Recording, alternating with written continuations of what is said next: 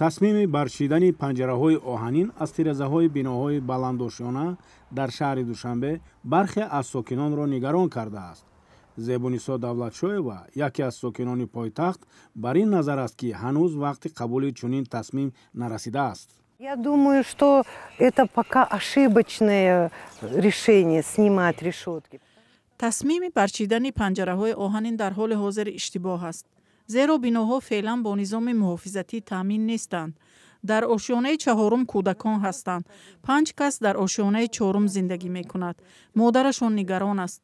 آنها همیشه در بالکن بازی می‌کنند و امکان دارد که به زمین بیفتند. مردم برای بی‌خطری پنجره‌ها را نصب می‌کنند، نه برای زیبایی. давлатшоева барои тақвияти гуфтаҳояш ҳодисаеро намуна меорад ки баъди гирифтани панҷараҳо аз тирезаи хонаи ҳамсояаш рух додааст. ҳамсояи ман чанде пеш хонаашро таъмир кард. онҳо барои иваз кардани тиреза танҳо барои 1 рӯз панҷараҳоро гирифтанд ва ҳамон шаб касе ба хонааш медарояд. дар лаби тиреза изи пойафзоли калон дида мешуд. касе ворид шудааст.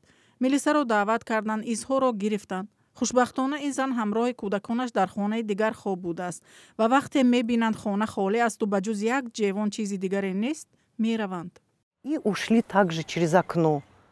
сармеъмори душанбе Самӣ Азизён мегӯяд, ҳадафи барчидани панҷараҳои оҳанин беҳтар кардани симои шаҳр аст. ӯ ба сокинони баландошонаҳо тавсия медиҳад, ки барои таъмини бехатарӣ аз дохили хона симтурҳои махсус насб кунанд. санаи дуюми январ то ҳозира аллакай зиёдтар аз тақрибан хатонакам 1000 та решетка ва балконҳое ки худ соф буд намуди зоҳири бинои вайрон мекард бартараф кардаштаг аст. аллакай кӯчаи айни аз гардиши кӯчаи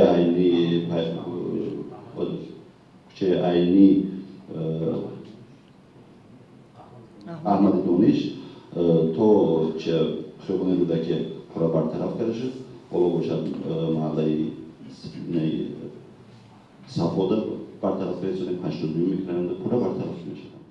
профессори соҳаи меъморӣ Рустам Муқимов сабаби пеш омадани ин мушкилиро дар он мебинад, ки дар ибтидои лоиҳакашии биноҳо масъалаи бехатарии сокинон аз ҷумла насби панҷараҳо ва мутобиқати онҳо бо шакли зоҳирии биноҳо ба назар гирифта намешавад.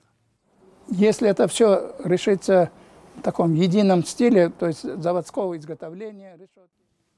اگر پنجره ها خودسازی نشده، مثلا استحصال کارخانه‌ای باشند و مطابق به هر بنای علاهیده باشند، این جالب است. هر شخص دید خود را دارد و پیش از همه در فکر امنیت و بی‌خطری اهل خانواده اش است. از این لحاظ او از مسائل دسترس به مثل سیم و دیگر انواع کمخرج استفاده میبرد. این میتواند نمود ظاهری بنا را کاسته گرداند. هر خانه و بنا را باید جداگانه در نظر گرفت تا نقش زینت دیگر بناها تکرار نشود.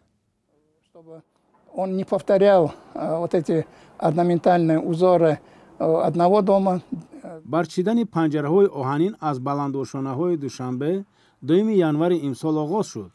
маҷлиси вакилони халқи шаҳрӣ 31 декабри соли 2024 дар ин бора қарореро қабул кардааст ва харҷи ин кор ба зиммаи ҳукумати шаҳр вогузор шудааст. қаблан мақомоти душанбе мавҷгирҳо ва антеннаҳои параболии сокинонро аз боми биноҳо барчида изҳор дошта буданд, ки онҳо симои зоҳирии шаҳрро коста мегардонанд.